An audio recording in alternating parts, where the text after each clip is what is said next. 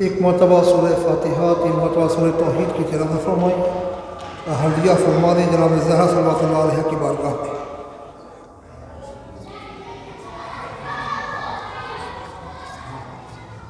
لا حول ولا قوة إلا بالله العلي العظيم۔ أعوذ بالله من الشيطان الرجيم۔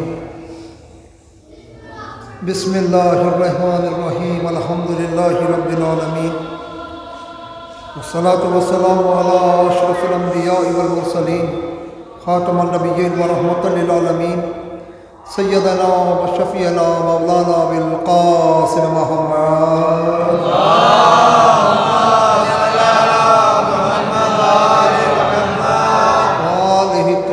الطاهرين معصومين المظلومين ولعنة الله على أعدائهم أجمعين۔ أما بعد، فقد قال الله تعالى في القرآن الكريم قوله الحق، بسم الله الرحمن الرحيم، إنا أعطيناك الكوثر فصل لربك وانحر إن شانئك هو الأبتر۔ صلوات علی محمد المحمد پر۔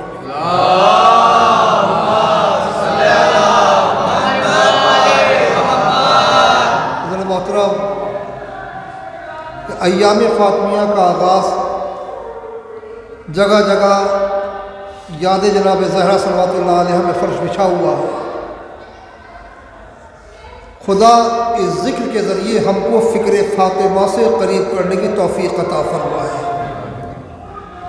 کیونکہ اگر ہم ذکر تک رک جاتے ہیں تو ذکر تو سب کرتے ہیں، مگر ذکر امام ہوں یا ذکر جناب زہرا ہوں، اس کے ذریعے اگر ان کی فکر تک پہنچ جائے تو ہم کامیاب ہیں۔ یہی سورہ کوثر جس کی تلاوت کا شرف حاصل کیا ہے، اس کو معصومین کی زبان کے اندر سورہ فاطمہ بھی کہہ سکتے ہیں۔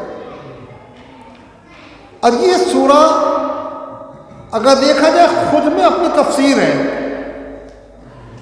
کہ ارشاد اللہ بسم اللہ الرحمن الرحیم، انا اعطیناک الکوثر، اے رسول ہم نے آپ کو کوثر عطا کیا، فصل لربک وانحر، آپ نماز پڑھیں اور قربانی کریں، ان شانئک هو الابتر، یقیناً آپ کا دشمن بے اولاد ہوگا۔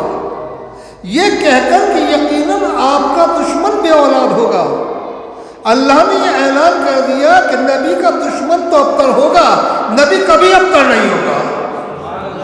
نسل پیغمبر ہمیشہ زمین کے اوپر باقی رہے گی اور اسی کے ذریعے ہدایت کی روشنی پھیلتی رہے گی۔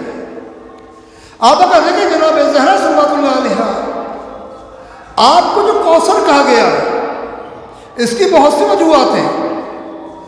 اکثر لوگ کہتے ہیں اس سے مراد حوض کوثر ہے، ہم اس کا انکار نہیں کرتے، حوض کوثر ہے، مگر یہاں اس حوض کا تذکرہ نہیں ہے، چونکہ عجیب بات ہے، خدا اولاد لے لے حوض دے دے۔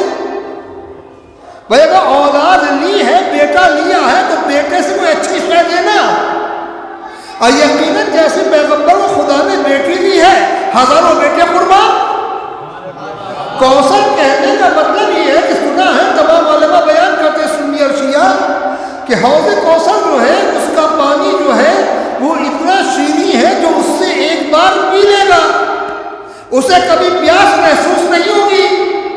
بھئی یہی در فاطمہ کا اثر ہے، جو اس در پہ آ جائے گا اسے کسی اور کی در کی ضرورت نہیں ہوگی۔ اگر جناب ابوذر آئیں گے تو 9 درجے پر فائز ہو جائیں گے ایمان کے، جناب سلمان آئیں گے 10 درجے پر فائز ہو جائیں گے ایمان کے، فرشتے بھی اسی در پر آئیں گے، انسان بھی اسی در پر آئیں گے، اور اتنا مل جائے گا دوسرے در کی ضرورت ہو ہی نہیں۔ وجہ ہو سکتا ہے کوثر اس لیے بھی کہا گیا۔ جناب زہرا صلی اللہ علیہ وسلم کی انہی سے مطابق مجلس ہے، اب کوشش یہ رہی کہ میں آپ ہی کا تذکرہ ہوں۔ جناب زہرا صلی اللہ علیہ وسلم، آپ وہ ہستی ہیں اگرچہ ہم سب کی خلقت ایک ایسے پانی سے ہے جس کے اخراج پر غسل واجب ہے، مگر بہت سی روایات جو سامنے سے گزری ہیں ان خاصان خدا کو اپنے اوپر قیاس نہ کرنا چاہیے۔ جیسا کہ ایک روایت میں ملتا ہے کہ پیغمبر اکرم سے جب پوچھا گیا کہ آپ فاطمہ کی خوشبو کیوں سونگھتے ہیں، چونکہ جب آپ بارگاہ رسالت میں آتی تھی پیغمبر آپ کی پیشانی کو بوسہ دیتے تھے اور آپ کی خوشبو سونگھتے تھے، کا سبب کیا ہے؟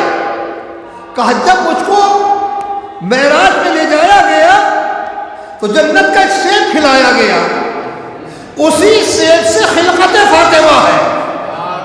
جب میں اس سیب کی خوشبو سونگھنا چاہتا ہوں تو اپنی بیٹی فاطمہ کو سونگھ لیتا ہوں تو مجھے وہی خوشبو محسوس ہوتی ہے۔ کیا یہ خلقت جناب زہرا صلی اللہ علیہ وسلم کہ جنت کے ایک سیب سے وہ شے خلق ہوئی جیسے جسد جناب زہرا صلی اللہ علیہ وسلم آپ کا بدن جو ہے وہ خلق ہوا۔ دوسری چیز، آپ کے آنے پر، آپ کی تشریف آوری پر پیغمبر کا کھڑا ہو جانا مشہور روایت ہے سنی شیعہ دونوں کے درمیان، آپ کی آمد پر پیغمبر اکرم کا کھڑا ہو جانا۔ اچھا یہ مسئلہ ہمارے لیے تو کچھ آسان ہو سکتا ہے، ان مسلمانوں کے لیے زیادہ مشکل ہے جو 4 بیٹیوں کے قائل ہیں۔ اگر رسول اللہ اس لیے کھڑے ہوئے کہ بیٹی کا احترام کیا ہے تو 3 بیٹیاں اور بھی تو تھیں، کوئی ایک ضعیف روایت دکھا دیجیے کہ رسول کو دیکھ کر کھڑے ہوئے ہوں، بھائی ان کو دیکھ کر کھڑا نہ ہونا اور ان کو دیکھ کر کھڑا ہو جانا، پتا چلا وہ اور ہے فاطمہ اور ہے۔ اگر آپ یہ کہتے بھی ہیں کہ رہی جناب وزید ہے کہ 4 ہی بیٹیاں تھیں تو ہم یہ کہتے ہیں اگر ہو بھی جائیں تو فاطمہ کی فضیلت میں کوئی آنچ آنے والی نہیں ہے، کیونکہ رسول اللہ نے جتنے فضائل بیان فرمائے ہیں وہ جناب زہرا کے فرمائے ہیں۔ خاتون جنت کو فاطمہ، آیت تقسیم میں شامل کو فاطمہ، مباہلے میں کو فاطمہ، دیکھ کر کھڑے کسے ہوئے فاطمہ، شریعت میں مہر کس کا داخل ہوا فاطمہ۔ بھائی آپ نے دیکھا کہ مہر ام کلثوم بنا ہو، مہر رقیہ بنا ہو، ہر مسلمان سنی یا شیعہ یا تو شرع محمدی یا اپنی مرضی سے یا مہر فاطمی جی یا مہر فاطمی، اس کے علاوہ تو کچھ نہیں دیکھا۔ اب دیکھنا یہ ہوگا کہ جب رسول کی وہ بیٹیاں اور بھی تھیں تو رسول ان کے لیے بھی تو کچھ فرمائے نا۔ بھائی فاطمہ خاتون جنت ہے تو کہتے تھے وہ بھی جنت کے کسی دروازے پر کھڑی ملے کی دربار ہے، مگر ان کے لیے کچھ نہ فرمانا، فاطمہ کے لیے سب کچھ فرمانا، تو اگر ہوا بھی کرے تو اللہ رسول کی نظر میں ایسی نہیں ہے جیسی فاطمہ، جیسے فاطمہ محمد والے محمد ایسی تو نہیں ہے نا جیسی فاطمہ۔ فاطمہ کا مقامی عجیب ہے، بلند ہے۔ اسی لیے در مختار کا مسئلہ مجھ کو یاد آ رہا ہے۔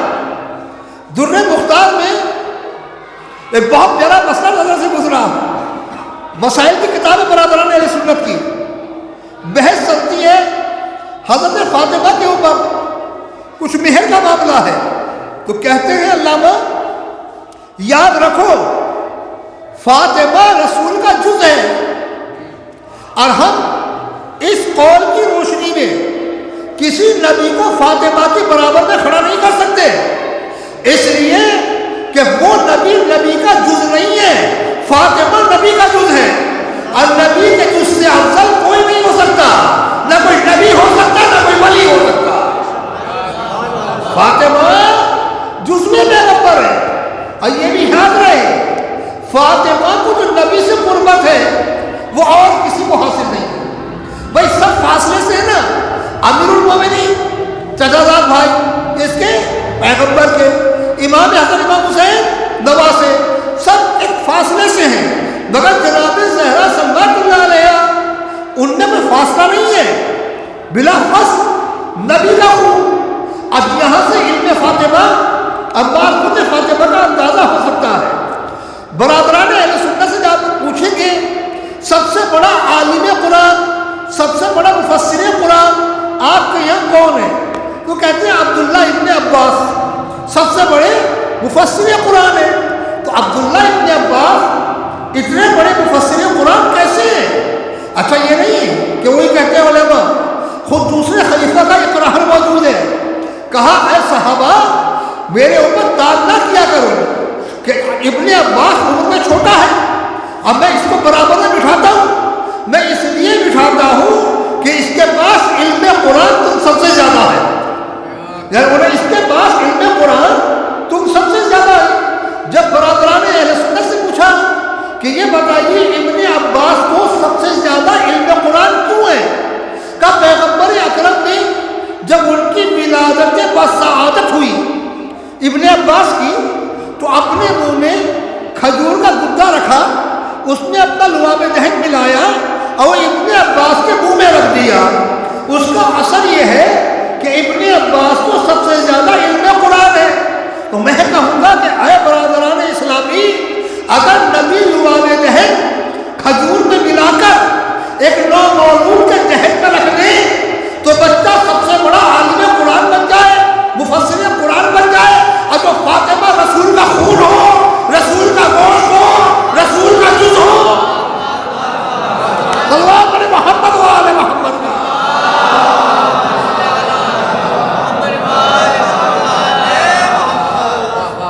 اگر بات آگے نہ بڑھے تو کہتے چلے، اب کوئی حرج بھی روایات میں قبلہ موجود ہے، ہمیں سب ملے یہ پوچھتے علی اس مسئلے کا حل بتا دو،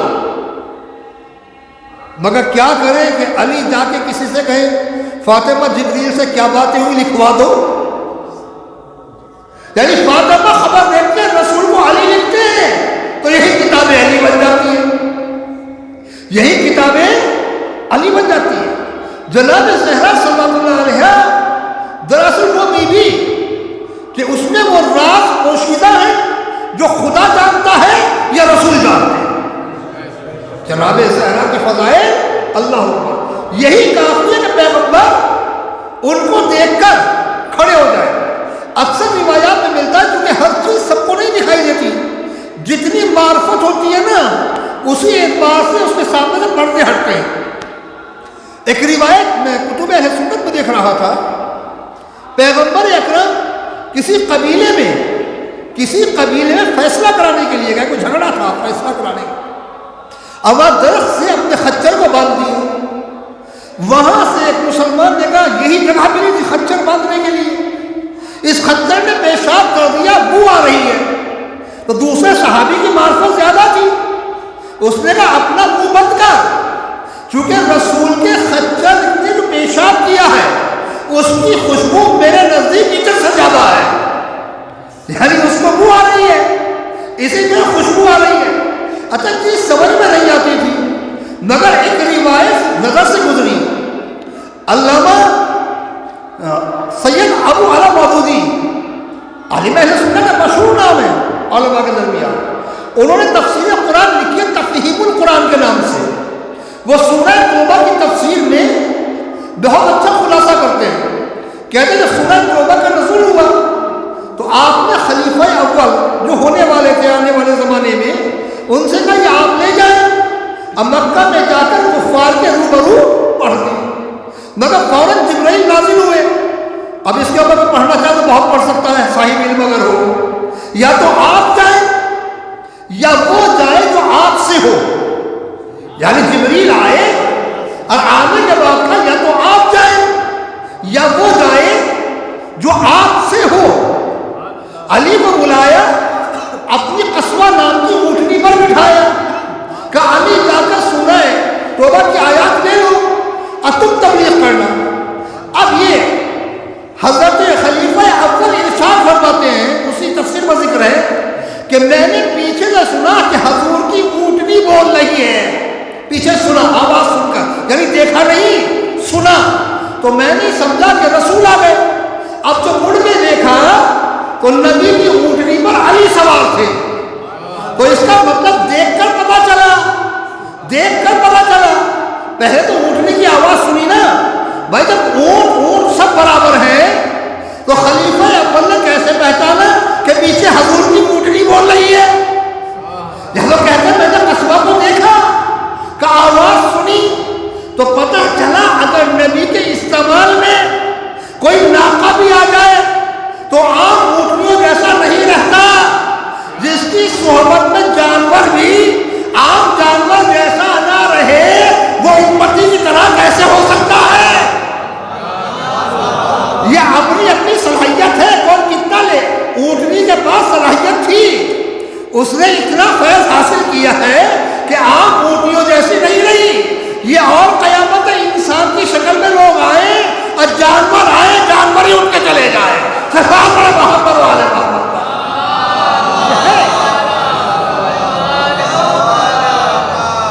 تو یہاں پہ ایک سوال پیدا ہوتا ہے، یہ بتائیے کہ رسول اللہ جو کرتے ہیں وہ حکم خدا سے کرتے ہیں نا؟ جی آپ کسی ذاکر کو بلائیں، اب بلانے کے بعد کہ حضور مجلس پڑھیں، اب دیکھیں اتر کے جائیے، آپ مجلس نہیں پڑھیں گے، بتائیے توہین ہے کہ نہیں؟ ہر آدمی برا کہے گا نہیں ہم کو کہ آپ نے بلایا بٹھایا اور پھر ان کو اتار دیا۔ تو یہ پہلا کام جو نبی نے کیا کس کے حکم سے کیا؟ اللہ کے حکم سے۔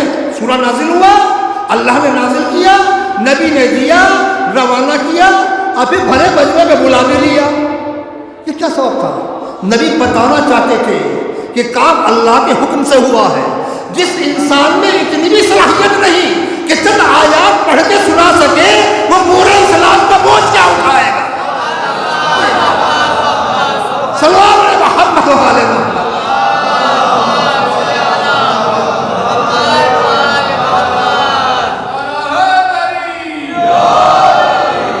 تو یقیناً مولا کائنات وہ شخصیت کہ جس کے لیے ارشاد فرمایا ہے پیغمبر نے، اگر علی نہ ہوتے تو فاطمہ کا کوئی ہمسر نہ ہوتا، نہ آدم سے لے کر آپ نے قیامت تک کا کوئی ہمسر فاطمہ کا نہ ہوتا۔ عزیزوں کیسا جوڑا، عجیب و غریب جوڑا ہے کائنات کے اندر۔ شاید میں نے پہلے پڑھا ہے کہ نہیں پڑھا۔ آپ دیکھیں کہ نبی رشتہ آیا ہے، ایسا رشتہ جس میں فخر کرنا چاہیے، اور جانے کے بعد بیٹی سے پوچھ رہے ہیں۔ پوچھنے کی ضرورت کیا تھی؟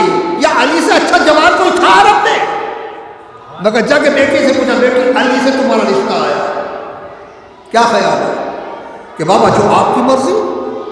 یعنی رسول نے یہ سنت قائم کی ہے، بیٹیوں کا گلا نہ گھونٹنا۔ میری سنت یہ ہے کہ جب رشتہ کرنا تو بیٹی سے بھی پوچھ لینا، بیٹی تمہارا رشتہ وہاں سے آیا۔ یہ سنت پیغمبر ہے۔ اس کے بعد ایک بڑا مشہور واقعہ ملتا ہے، رات میں فاطمہ کو رخصت کیا اور صبح جا کر پوچھ رہے ہیں، کہو تم نے فاطمہ کو کیسا پایا؟ اگر آج کے ماحول میں کوئی پوچھ لیتا تو کہا جائے گا جناب داڑھی سفید ہو گئی، شرم نہیں۔ آپ داماد اور بیٹے میں فرق نہیں ہوتا، کیا پوچھ رہے ہیں کہ آپ نے میری بیٹی کو کیسا پایا؟ قربان اس پوچھنے والے پر، اب قربان ہم اور ہماری نسلیں مجھ سے جس سے پوچھا گیا کہ میں نے آپ کی بیٹی کو عبادت خدا میں بہترین مددگار پایا۔ جانتے تھے علی رسول کیا پوچھنا چاہ رہے ہیں، کیا اعلان کرانا چاہ رہے ہیں؟ یعنی بتانا چاہ رہے ہیں کہ ہم یہاں ہمارے یہاں ایک عدد بیوی آ جائے تو نمازوں کی چھٹی، وہاں علی اور فاطمہ کا نکاح ہوا ہے تو علی جیسے مشکل کشا کی مشکل کشا فاطمہ بن گئے کاہے میں عبادتوں میں۔ جب ایسی بیوی ہوگی تو بچے یقیناً جوانان جنت کے سردار ہوں گے۔ یہ سلام علیہ محمد و آل محمد۔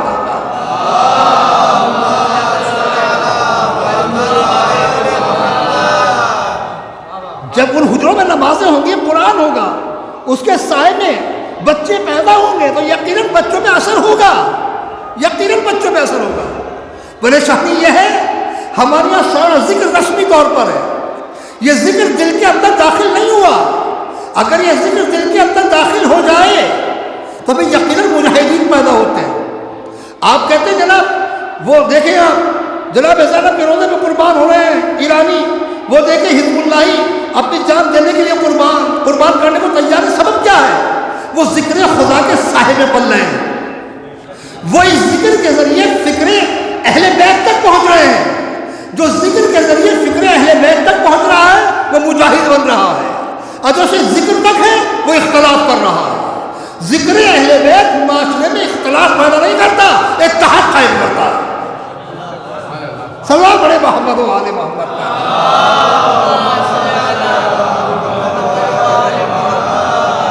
تو جناب زرہ صلی اللہ علیہ کا رشتہ، اپنے جانے کے بعد رسول اکرم کا پوچھنا تم نے میری بیٹی کو کیسا پایا، یا پھر اسی رات جانا، اب دونوں کے درمیان بیٹھ جانا، سب نے لکھا سنی شیعہ، ایک پیانے پر قرآن کی کچھ آیتیں پڑھ کے دم کرنا، اب دونوں کے اوپر چھڑکنا، اب دعا کرنا، اے اللہ ان کی نسل کو شیطان سے اپنی حفظ و امان میں رکھنا۔ اب رسول کی دعا کبھی رد نہیں ہوتی، جہاں بھی اولاد فاطمہ کھڑی ہوگی، امام حسن ہو یا امام حسین، نبی کی دعا ہے، شیطان ان کے ساتھ نہیں آ سکتا، جو مقابلے پر ہوگا وہ شیطان ہوگا۔ سلام بڑے محمد و آل محمد۔ رسول کی دعا ہے، یا اللہ ان کی اولاد کو شیطان سے محفوظ رکھنا۔ اب یہاں اولاد سے مراد امام حسن امام حسین ائمہ کو لے سکتے، سارے سید نہیں ہیں۔ اگر یہ کہتے ہیں سارے سادات اس میں شامل ہیں، پھر دعا کا سمجھانا بہت مشکل ہو جائے گا۔ سلام بڑے محمد والے محمد پر، وہی لوگ مراد ہیں۔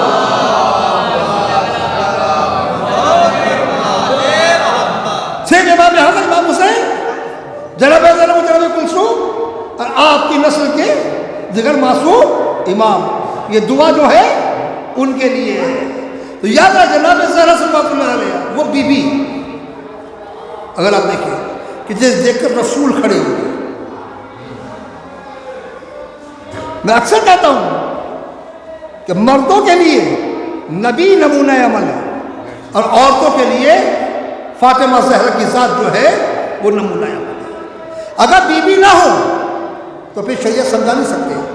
اکثر علماء اس لیے بیان کرتے ہیں کہ دیکھیں مرد پر بھی نماز واجب، عورت پہ بھی نماز واجب، مگر جس مختصر لباس میں مرد کی نماز ہو جاتی ہے عورت کی نہیں ہوتی، عورت کی نہیں ہوتی۔ وہ بند کمرے میں بھی نماز پڑھے گی تو باحجاب، مرد سر کھلے پڑھ لے، کوئی نہ واجب نہ مستحبات میں، وہ سر ڈھکے، یا جناب وہ بنیان میں ہے یا بنیان بھی نہیں ہے، وہ نماز پڑھتا پڑھ لے۔ عورت بند کمرے میں بھی پڑھے گی تو اس کو باحجاب رہنا ہوگا۔ تو اس کا مطلب کیا ہے؟ رسول نے مردوں کو نماز پڑھ کے دکھا دیا ایسے پڑھو، مگر عورتوں کے لیے نمونہ کون بنا؟ مردوں کے لیے نبی نمونہ بنیں گے، اب فاطمہ جو جزوے پیغمبر ہے وہ عورتوں کے لیے نمونہ قرار پائے گا۔ آپ کے بغیر جو ہے وہ شریعت جناب فاطمہ زہرا کی فکر کے قریب ہونا۔ مثال کے طور آج شب جمعہ ہے، کیا ہے فکر فاطمہ؟ فاطمہ کی سیرت کیا ہے؟ امام حسن مجتبی علیہ السلام کی مشہور روایت ہے کہ جب شب جمعہ آتی تھی تو میری والدہ پوری رات محراب عبادت میں پڑوسیوں کے لیے دعا کیا کرتی تھی۔ جب ہم پوچھتے تھے والدہ معظمہ اپنے لیے دعا کب کریں گی؟ کہ پہلے پڑوسی بعد میں ہم۔ اب پڑوس میں تو اچھے بھی ہیں برے بھی ہیں، تو سب کے لیے کیا دعا کی جائے؟ ہم یہ کہیں گے کہ اگر برا تو خدا اس کو غارت کرتے نہیں، جو خدا غارت کرنے پر قادر ہے وہ ہدایت کرنے پر بھی قادر ہے۔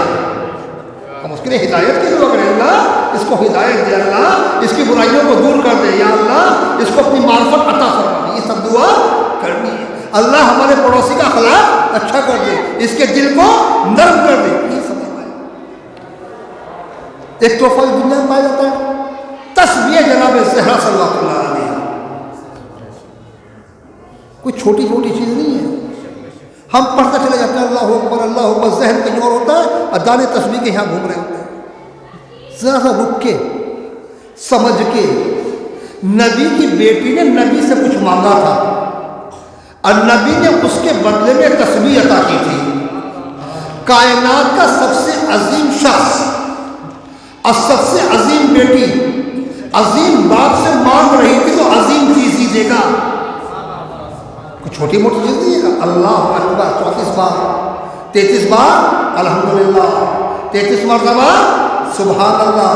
اور روایت میں آیا ہے کہ اس کے بعد کا یہ بھی کہہ دو لا الہ الا اللہ استغفر اللہ ربی واتوب الیہ، تو خدا تمام گناہوں کو معاف کر دیتا ہے۔ تسبیح جناب صلی اللہ علیہ وسلم۔ بشرطے کہ یہ ارادہ ہو کہ اب گناہ نہیں کریں گے، تسبیح کو گناہ کا لائسنس نہ بنایا جائے، یہ سوچتے ہوئے کہ اب گناہ نہیں کریں گے یہ تسبیح پڑھیں، رات کو سوتے وقت یہی تسبیح پڑھیں۔ اچھا کبھی کبھی نیتیں بدل جاتی ہیں تو ہم فیض نہیں اٹھا سکتے، کہ جو بھی تمہاری نیت ہو، جو بھی پریشانی ہو، حاجت ہو، اسی نیت کر کے کہ اللہ یہ کام ہو جائے، تسبیح جناب زہرا پڑھو، ایسا ہو ہی نہیں سکتا کہ تم یہ تسبیح پڑھو خدا حاجت پوری نہ کرے۔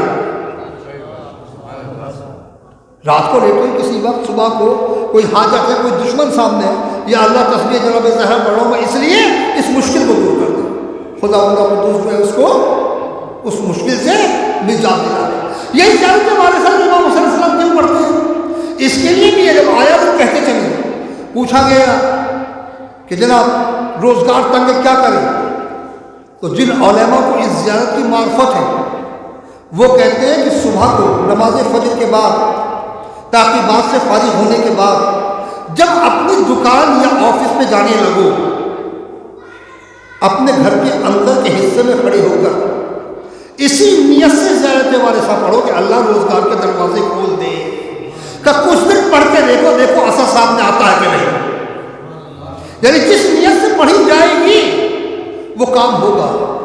ایک ذکر میں نے علماء سے اور سنا ہے، جناب زہرا سے استغاثہ جو کہ ایام فاطمہ چل رہے ہیں، کہا اگر نماز مغرب اور عشاء کے درمیان یا کسی بھی وقت کم سے کم 21 بار زیادہ باری پڑھ سکتے ہیں، یا مولاتی یا فاطمہ اغثنی، یا مولاتی یا فاطمہ اغثنی، اس کے بعد خدا سے دعا کرو، خدا رد کر ہی نہیں سکتا، خدا رد کہے گا نہیں۔ جناب فاطمہ سے استغاثہ، اچھا جناب زہرا صلی اللہ علیہ سے بنے گا ان کی فکر سے قریب ہونا۔ ہم حدیث قصہ پڑھتے ہیں، کیا جو حدیث قصہ پڑھتے ہیں وہ ماحول ہمارے گھر میں ہے؟ غور کریں، وہ ماحول ہمارے گھر میں ہے۔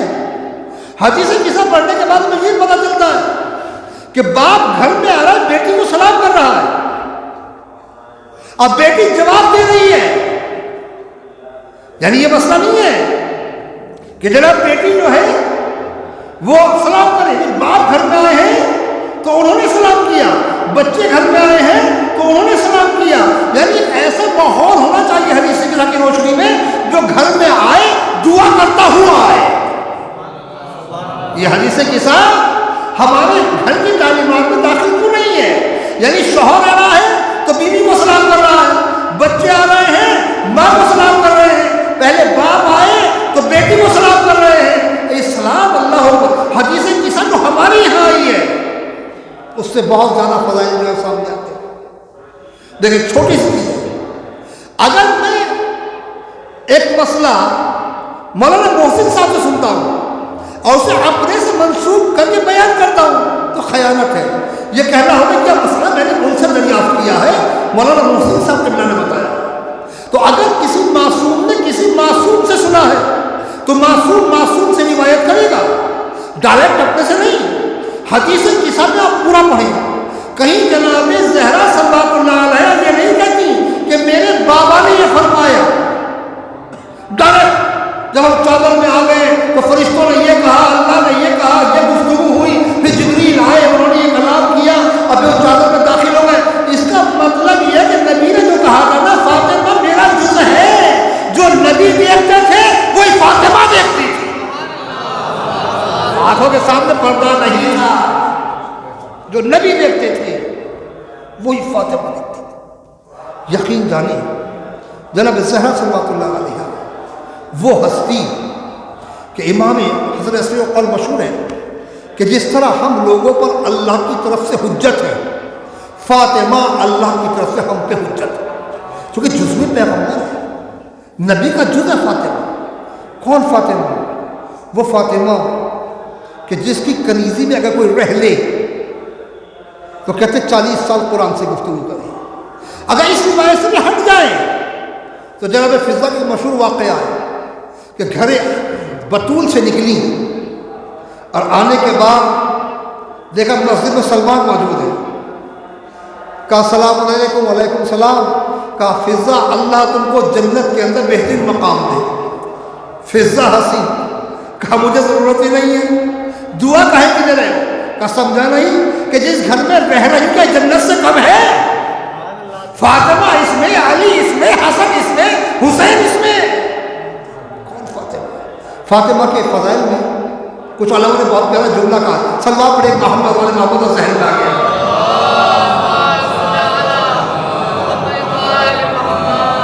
کہ فاطمہ کا دروازہ مسجد کے صحن میں کھلتا تھا۔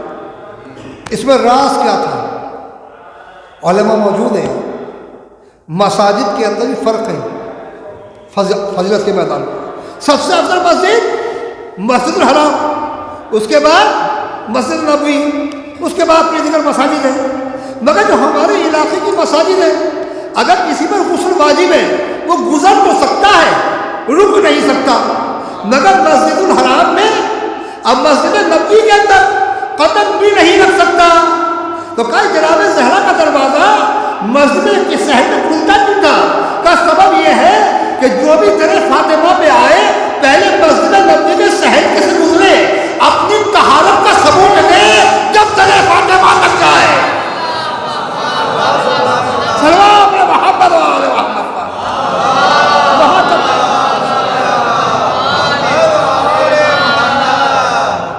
تو یقیناً عزیز ہو، اگر فکر فاطمہ کے قریب آ جائے، فکر فاطمہ کیا ہے؟ دین کے لیے سب کچھ لٹا دو۔ آپ نے نبوت کی خدمت اس طرح کی ہے کہ پیغمبر کو ام ابیہا کہنا پڑا۔ وہ روایات دیکھیں کبھی جو ملتی ہیں کہ آپ کی کمر کے اوپر اونٹ کا اوجھ رکھ دیا گیا اور صحابی کہہ رہا میں تڑپ رہا تھا، کاش مجھ میں اتنی طاقت ہوتی کہ میں نبی کی کمر سے یہ اوجھ ہٹا دیتا، مگر فاطمہ آئی اور اپنے چھوٹے چھوٹے ہاتھوں سے اسے ہٹایا اور ابو جہل کو برا بھلا کہا۔ وہاں نبی کی خدمت انجام دے، کیا خدمت انجام دی ہوگی کہ نبی کو کہنا پڑا کہ تو اپنے باپ کی ماں ہے۔ یہ کم مرتبہ نہیں ہے، کم مرتبہ نہیں ہے۔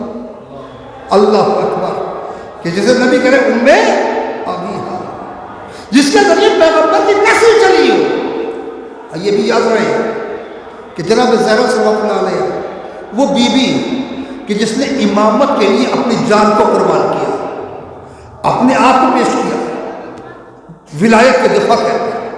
دیکھا جائے کون بی بی؟ وہ بی بی، وہ بہادر بی بی کہ ہمت نہیں ہوئی کہ کوئی علی کی طرف اس حملے کے بعد آنکھ اٹھا کے دیکھے، اس لیے فاطمہ زندہ رہی۔ گھبراہٹ تھا، جانتے نبی کا جز ہے، مگر اکثر ایسا ہوتا ہے کہ جب ہم لوگ فقط ذکر تک رہ جاتے ہیں، ایک شاید کوئی بات ہو جائے، ہم ذکر سنتے تو ہیں، ادھر سے سنا ادھر نکال دیا، رسمی طور پر سنا نکل گئے، تو اس ذکر کا کوئی فائدہ نہیں ہوتا۔ جس بی بی کے لیے آج اتنی معرفت آپ کے پاس ہے کہ بڑے بڑے مراجع کرام اس ذکر کو قائم کرنے کے لیے پیسہ خرچ کر رہے ہیں، دنیا میں فرش اعلیٰ بچھایا جا رہا ہے، جناب زہرا کے فضائل امام بارگاہوں سے بیان ہو رہے ہیں۔ کیا کل اصحاب کے دور میں یہ فضائل ان کو معلوم نہیں تھے؟ کیا وہ نہیں جانتے کہ فاطمہ کیا ہے؟ آپ دیکھیں کہ اتنی بڑی بے غیرتی تاریخ اسلام میں فاطمہ کا گھر جلا ہے نا، وہ رات میں نہیں جلا، دن کے اجالے میں، دن کے اجالے میں۔ اب کوئی ٹوکنے والا نہیں کہ تم کر کیا رہے ہو، یہ تاریخ ہے، یہ بے غیرتی ہے، کیونکہ انہوں نے ذکر سنا تھا، یہ فکر کے قریب نہیں آئے تھے۔ اور یاد رکھیں ہم فاطمہ کا احترام فقط اس بنیاد میں نہیں کرتے کہ نبی کی بیٹی ہے، فاطمہ ہے ہی اس لائق کا احترام کیا جائے۔ مثال کے طور پر چھوٹی سی مثال نہیں، سلام پڑھ دیا محمد والے محمد۔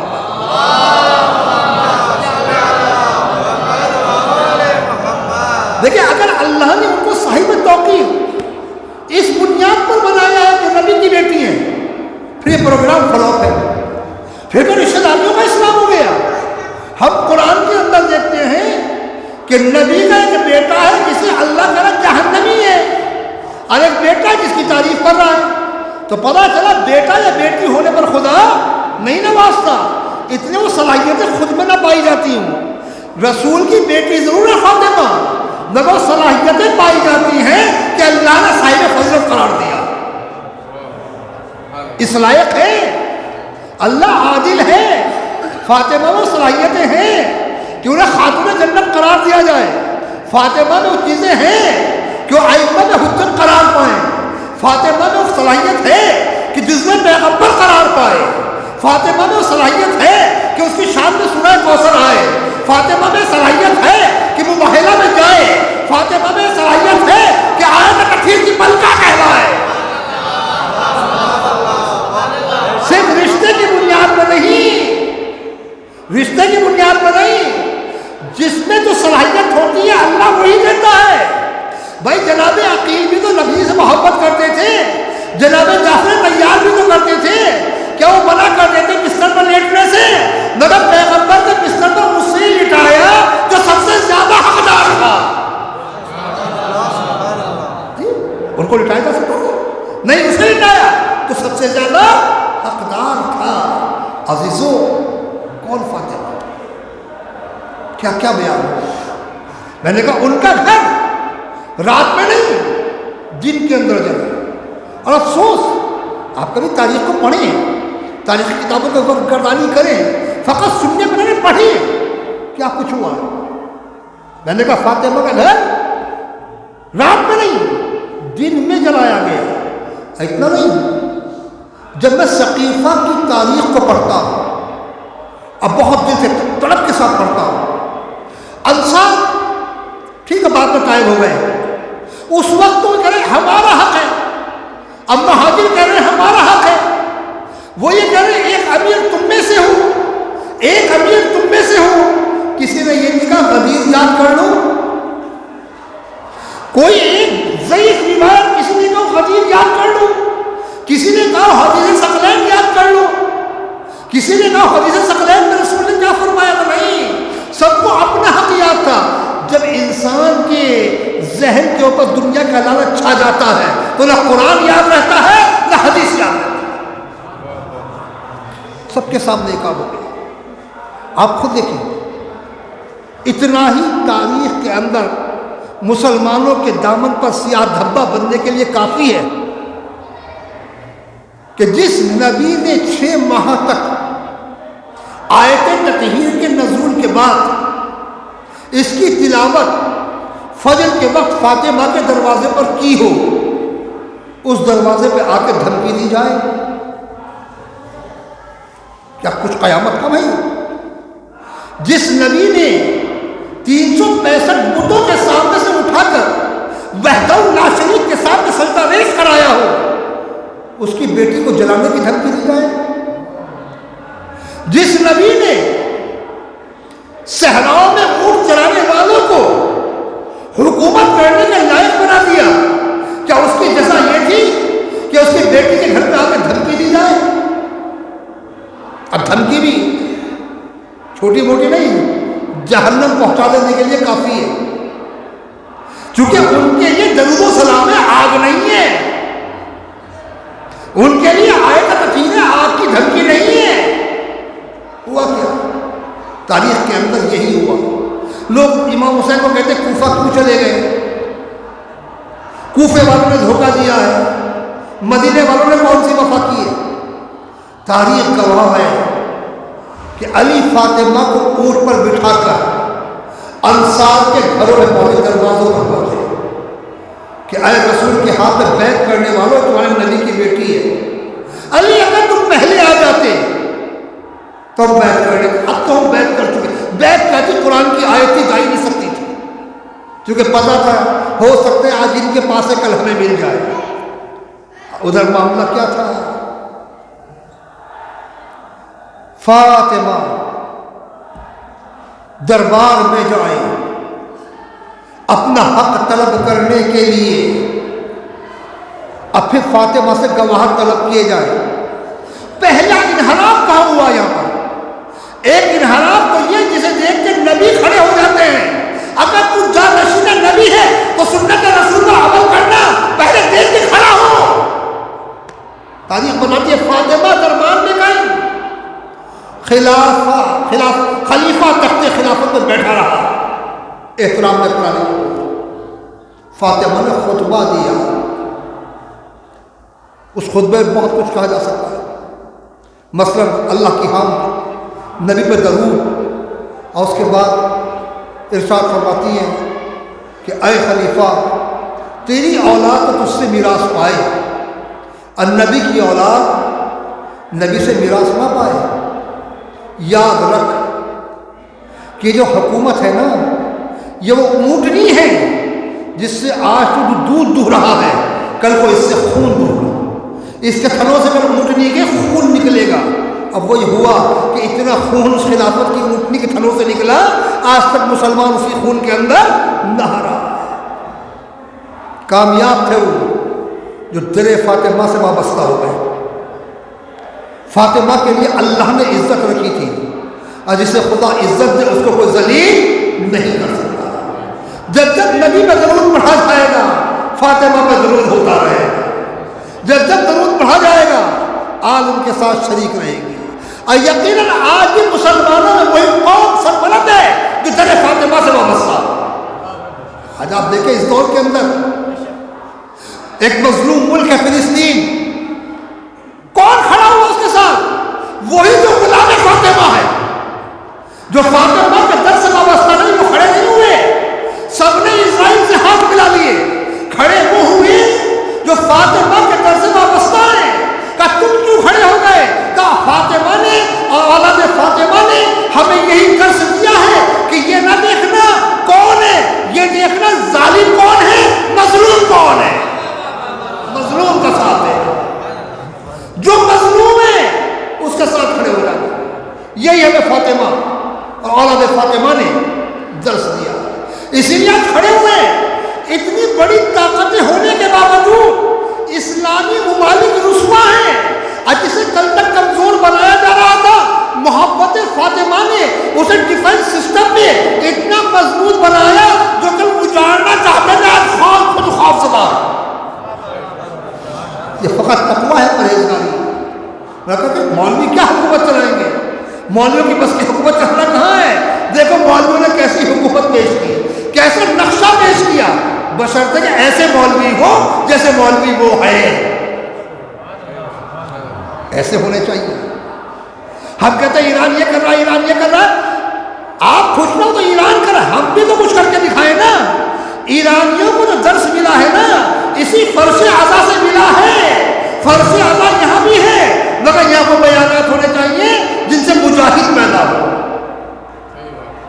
جناب زہرا صلی اللہ علیہ کا ذکر فقط کام نہیں آئے گا اتنے فکر فاطمہ کے قریب نہ ہو۔ ذکر تو سب کرتے ہیں، ذکر سب کرتے ہیں، مگر فکر سے قریب ہونا۔ فکر کیا ہے؟ امامت کے لیے سب کچھ قربان کر دو، اللہ کے لیے سب کچھ قربان کر دو۔ فاطمہ نے سب کچھ قربان کیا اللہ کے لیے۔ اللہ بھی ایسا محافظ بنا کہ فاطمہ دنیا اتنے ہی قائم رہے گی اتنے تیری اولاد باقی ہے، جس دن یہ نہیں ہوگی نہ زمین ہوگی نہ آسمان ہوگا۔ آج بھی فاطمہ کے بیٹے کے صدقے میں یہ زمین بھی قائم ہے یہ آسمان بھی قائم ہے، جس کے ہم منتظر ہیں۔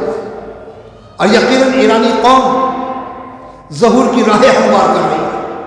ہم کہیں الاجل یا فرزند زہرا، بتائیں تو فرزند زہرا اس ماحول میں آئیں گے جب بھائی بھائی کا نہیں، جب مقبے بازیاں امام بڑوں کو لے کر مساجد کو لے کر امام زمانہ کو بلانا بھائی چارہ پیدا کیجیے، امام زمانہ کو بلانا تو متقی بنیے، پرہیزگار بنیے۔ امام زمانہ کو بلانا ہے تو زبان سے نعرہ نہ ہو، ہر رگ سے نعرہ حیدری ہو، ہر رگ سے نعرہ فاطمہ ہو۔ اور جب رگ سے ہوگا، رگوں سے نعرے ہوں گے، تبھی زندگی میں گناہ نہیں ہوں گے، اور جب گناہ نہیں ہوں گے تو ظہور امام سب بہت قریب ہو جائے گا۔ حضرت فاطمہ زہرا صلوات اللہ علیہا ایک ایسی شہیدہ، ہم سے سوال ہوتا ہے بتاؤ کون سی کتاب میں لکھا ہے دروازہ گرایا گیا؟ کون سی کتاب میں لکھا ہے؟ کون سی کتاب میں لکھا بستیاں ٹوٹی؟ سوال یہ ہے کہ جب حکومت کی بات ہو، جب زمانے حکومت خود کرمنل کے ہاتھ میں ہو، وہ فائل چھوڑے گا کب؟ مٹا دے گا۔ ہم ممبر سے زیادہ نہیں کہہ سکتے جس دور میں آپ جی رہے ہیں۔ کتنے قتل کرنے کے بعد کرسی پر آئے، ثابت کر دیں گے آپ کا پہلے یہ کام کیا جاتا، ثبوت مٹا دو۔ یہی کام وہاں ہوا. یہ تو اتنی بات بھی باقی رہ گئی نہ جانے کس طرح کہ دھمکی دی گئی کہ یا تو علی کو باہر نکالو ورنہ ہم اس گھر کو آگ لگا دیں گے. کہا اس میں حسن و حسین بھی ہے تو ان سبھی کو آگ لگا دیں گے. تھوڑی بڑی دھمکی ہے، تھوڑی بڑی دھمکی ہے. اور جلتا ہوا دروازہ جناب زہرا کے پہلو پر گرنا. اب بہت سی روایات کی روشنی میں لوگوں کا اس دروازے سے گزر جانا یا اس کیواڑ کی کیل کا آپ کے پہلو میں داخل ہو جانا اور اس کی وجہ سے ایک بچے کا شکم مادر کے اندر شہید ہو جانا، یہ مصیبتیں. ہم تو اتنا کہیں گے اس کے گواہ وہ لوگ ہیں جو عادل ہیں، صادق ہیں، وہ فائل ہمارے پاس ہے. ورنہ کیا وجہ ہے کہ نبی کی بیٹی دنیا سے جائے اور رات کو تنہائی میں دفن کر دیا جائے، نہ حاکم کو پتہ ہو نہ پڑوس والوں کو پتہ ہو. خود بخاری کے جملے ہیں کہ علی نے رات ہی کو نماز پڑھ کر فاطمہ کو دفن کر دیا اور ان کی اطلاع حاکم وقت کو نہیں دی کہ وفات پا گئی.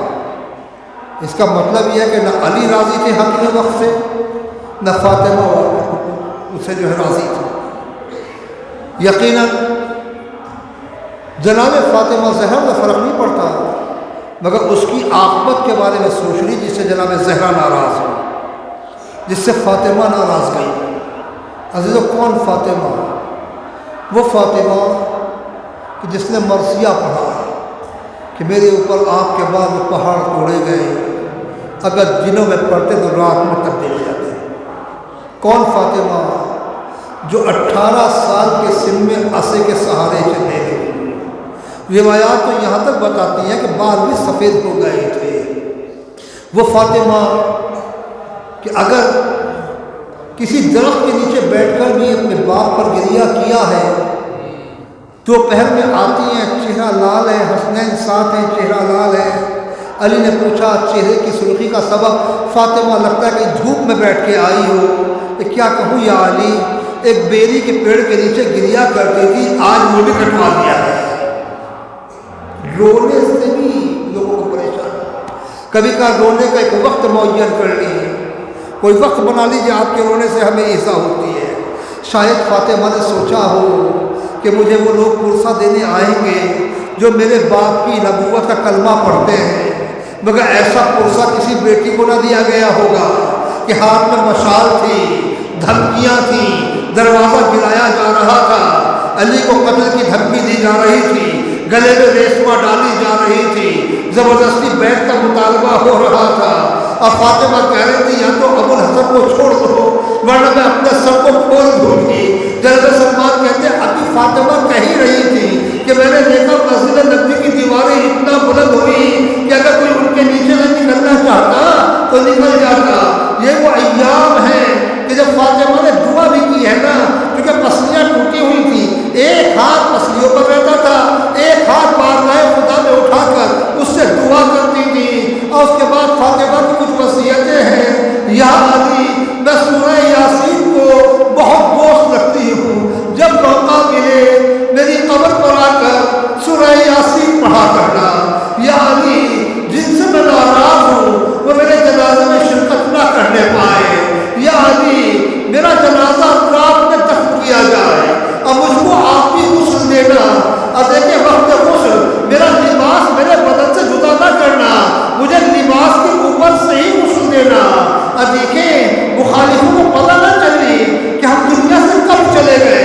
عزیزوں، وہ 3 جمادی الثانی ظہر کا وقت داخل ہو رہا تھا کہ فاطمہ شوق نماز میں مشغول ہے. یہ کہتی ہے اسماء بنت امیس موجود ہے. اسماء، میں حجرہ عبادت میں جا رہی ہوں، دیکھو اتنے تسبیح کی آواز آتی رہے، سمجھنا فاطمہ موجود ہے. اور جب یہ تسبیح کی آواز منقطع ہو جائے سمجھنا فاطمہ دنیا کے اندر نہیں ہے. یہ دروازے پر بیٹھ گئی، اندر سے آواز آ رہی ہے سبحان اللہ والحمد للہ ولا الہ الا اللہ واللہ اکبر. روایت کہتی ہے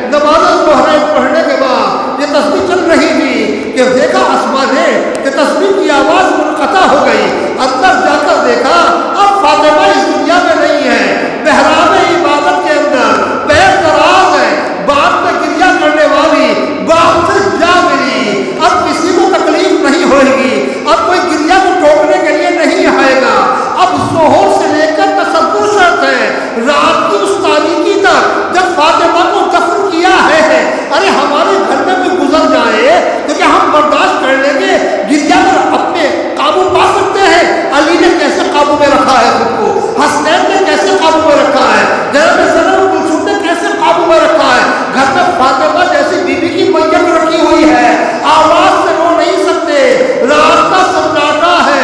جب رات کافی کھا گئی، علی نے میت کو اٹھایا، تختہ غسل پر رکھا اور کہتے ایک بات، علی جیسے بہادر کی گریہ کی آواز بلند ہوئی تو جناب سلمان نے جناب ابوذر نے سوال کیا، یا علی آپ کی آواز اتنی تو بلند ہوئی کہ ہمارے کانوں تک آئی، اس کا سبب کیا ہے؟ کہ نہ پوچھو، جب میں فاطمہ کو لباس کے اوپر سے غسل دے رہا تھا اور غسل دیتے دیتے شادی کی طرف سے نیچے آیا تو فاطمہ کی ٹوٹی ہوئی مصلیاں میرے ہاتھ میں آ گئی، جو علی سے برداشت نہ ہوا اور علی کی آواز بلند ہو گئی۔ عزیزوں یہ پرسہ دیا گیا کہ نبی کی ایک بیٹی پسلیاں توڑی گئی، پیٹ میں معصوم بچے کو شہید کیا گیا، علی نے غسل و کفن دیا اور غسل و کفن دینے کے بعد علی نے تابوت میں لٹایا،